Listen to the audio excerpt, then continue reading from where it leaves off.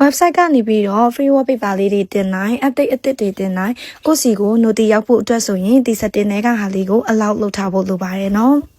client review လေးတွေသိချင်တဲ့သူတွေကတော့အဲ့ဒီ client review ဆိုတာလေးတွေကနေကြည့်လို့ရပါတယ်ဘယ်လိုရှာရမလဲမသိဘူးဆိုရင်တော့ကိုခဲမှာ L'Oreal Tarot လို့ရိုက်လိုက်ရုံပါပဲเนาะဒီမှာဒီလိုမျိုးလေးကြောက်လာပြီဆိုရင်အဲ့ဒါကိုနှိပ်လိုက်လို့ရပါတယ်အဆောင်ပစ္စည်းလေးတွေလည်းရွေးလို့ရပါတယ်เนาะတစ်ခုချင်းစီအသေးစိတ်ရေးပေးထားပါတယ်မှာယူချင်တယ်ဆိုရင်ဆက်သွယ်မှာယူရန်ကိုနှိပ်လိုက်တာနဲ့ကိုကြိုက်တဲ့တက်ရာကိုရွေးချယ်ပြီးတော့မှာလို့ရပါပြီဒီဘက်ထဲမှာဆိုရင်ဒီဘယ်ဘက်တောင်းကများသုံးချောင်းနှိပ်မယ်ဆိုရင်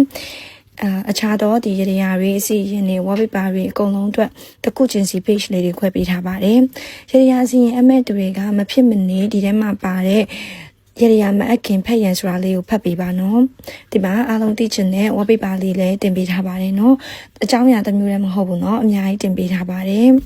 free wallpaper ကိုတော့မှပဲစောင်းရန်ရှောင်းရန်ဘယ်လိုမျိုးထားရမလဲဆိုတာကအစအသေးစိတ်ထည့်ပေးထားတယ်ဖတ်ပြအောင်တော့ဖတ်ပါနော် download လုပ်ချင်တဲ့သူတွေကလည်းဒါလေးကိုနှိပ်ပြီးတော့အလွယ်တကူ download လုပ်နိုင်ပါတယ်နော်ပြီးရင် wallpaper ထားပြီးတော့အဆင်ပြေကြပါစေရှင်ဒီမှာကဒီ app အနေနဲ့ပေါ့နော် application အနေနဲ့ download လုပ်ချင်တယ်ဆိုရင်တော့ဒီများပြထားတာလေးကိုနှိပ်ပြီးတော့မှ install လုပ်ရမှာဖြစ်ပါတယ်ရှင်